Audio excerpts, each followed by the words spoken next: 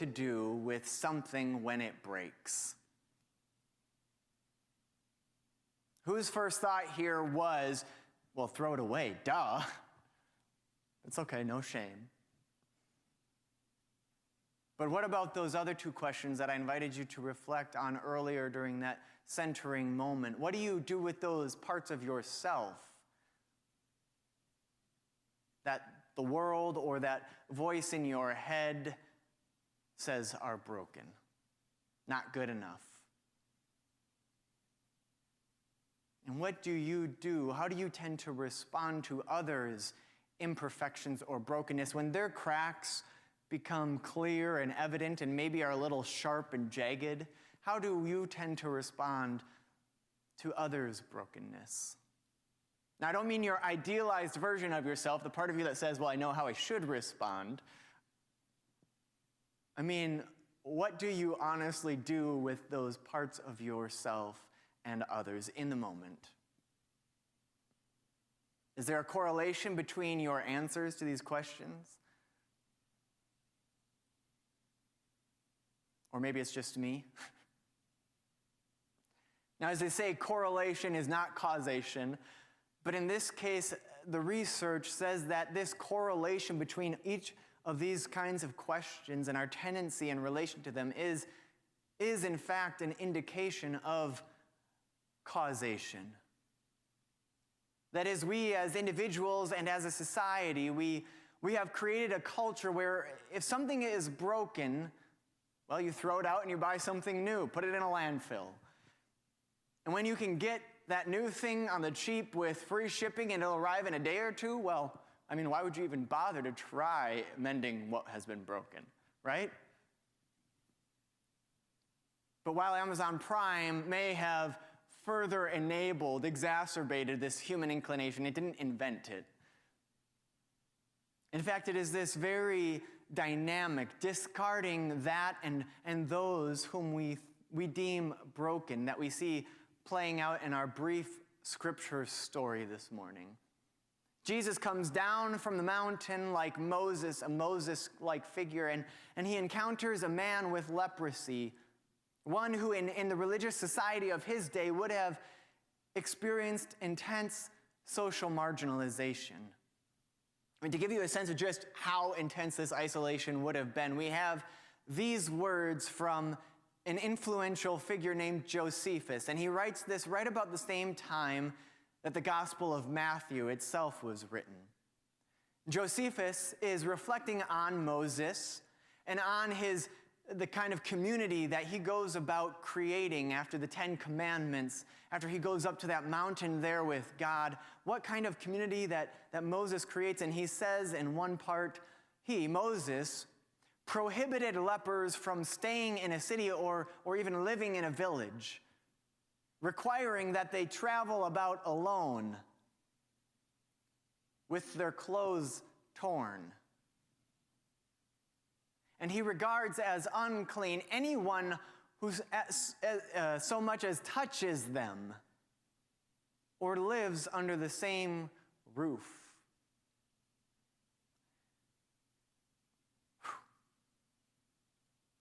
Now, to be clear, this is more of a reflection of the cultural attitudes of Jesus' day and an interpretation of Moses, rather than it was actually a reflection of what Moses in particular says.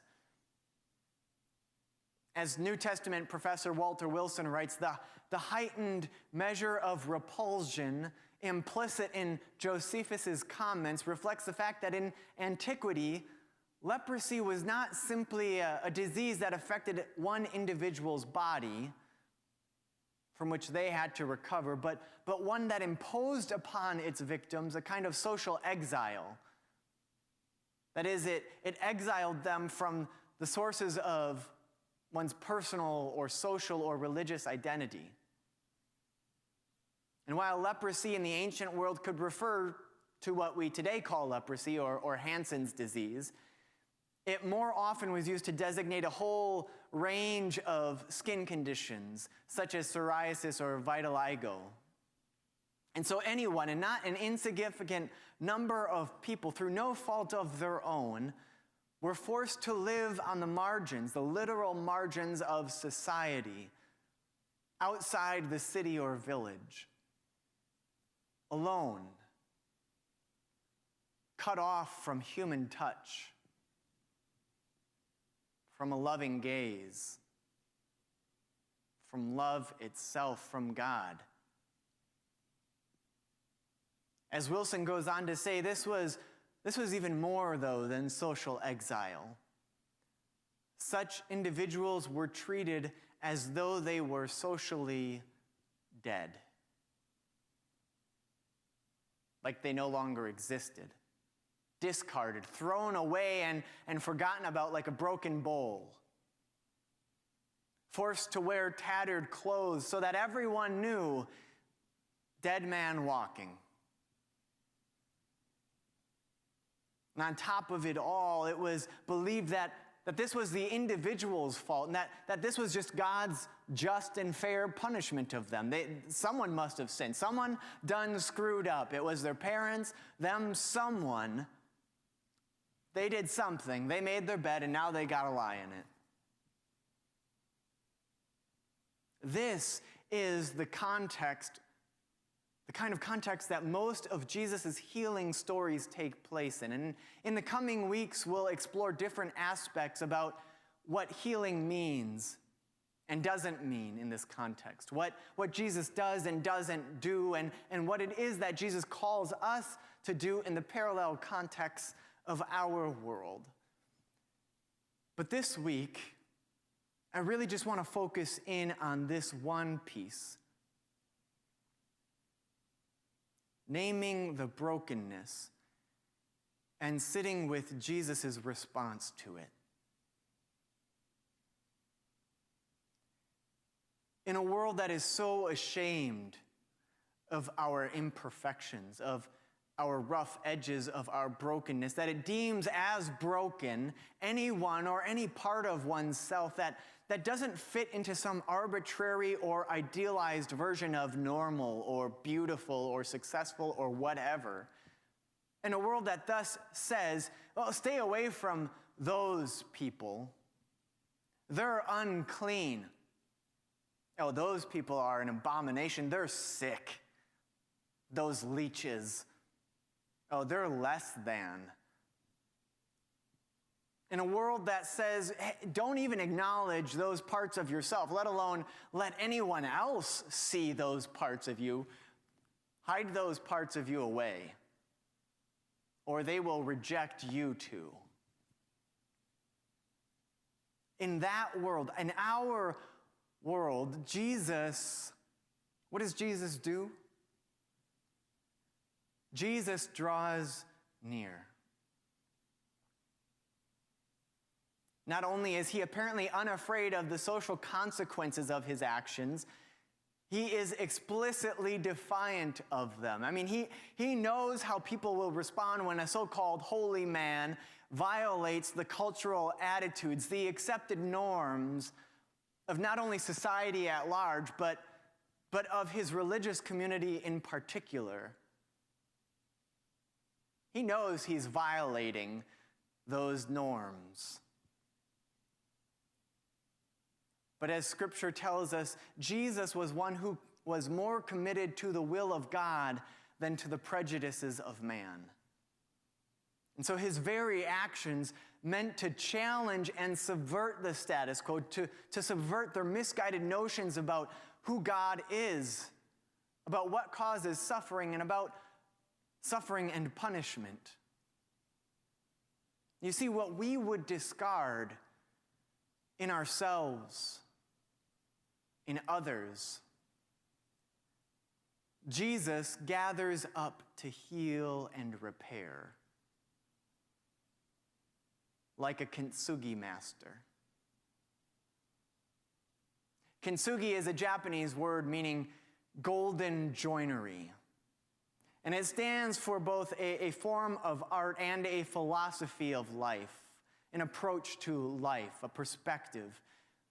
And this week I invite you to do your own Google search. You can look up, if you have the bulletin, I have Kintsugi in the sermon title so you can figure out how to spell it. But in short, Kintsugi is a method of repairing broken objects with a lacquer that is mixed with gold or platinum or silver, because the aim is not to hide the cracks as that object is repaired, but to make them a feature of it, and to incorporate them in the very design which, well, as Gary said when he looked at this bowl earlier, it almost looks more beautiful than the original would have been.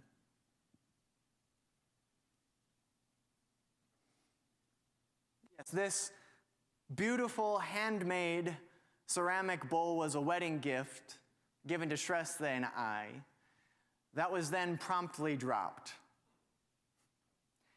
And while I despaired, got sad, Shrestha picked up those broken pieces and said, "Don't worry, love. I know what to do. Trust me. Just trust me."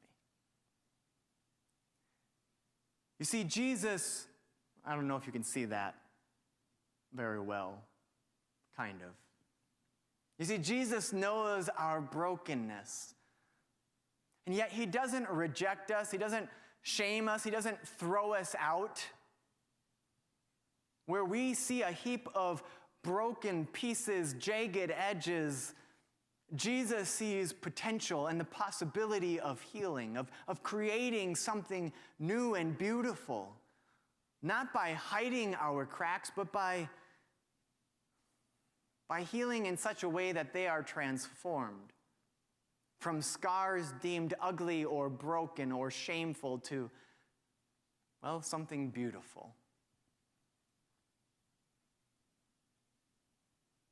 Even more, our cracks than our scars become not only reminders down the road of God's healing touch in the past, but of God's power to continue restoring us, continue healing us and others in the present and in the future. This is who God is, the God revealed in Jesus, and this is what God does today, tomorrow, always. Like the man in our story, Jesus says to us, "Go. Do not be ashamed. Show yourself to the priests, to those who are in charge, those whose norms we've just violated. Go to the sanctuary. Let them see and know. Let your story be made known as a testimony to the healing power of God. Even if they want to reject you, now they can't." See, when we are no longer ashamed of our brokenness, we can name it for what it is, knowing that in actual fact, there is a crack in everyone and everything. And this, friends, this is where God's healing light longs to seep in.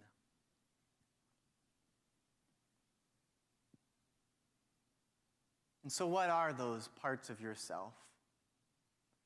Those parts of yourself that you are repulsed by, those broken parts, that you would throw away.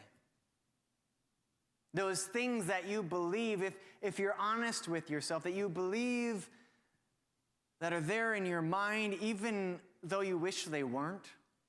Those prejudices and biases that you try to banish to the corners of your mind and your heart. You try to will away, but you know that they're there, even though you don't want them to be. Those things that you've done, those things that you've failed to do, we all have those things that make up who we are. So don't fool yourself. And trust me, I'm right there with you. What are those things? What are those broken parts of yourself?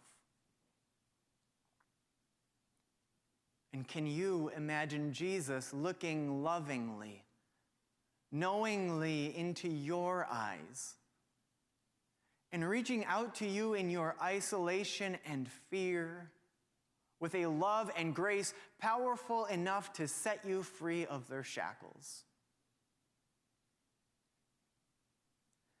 Can you imagine Jesus doing this not only for you, but to others? To those our society has for so long deemed unclean, an abomination, has labeled leeches as not enough, as unworthy, as broken.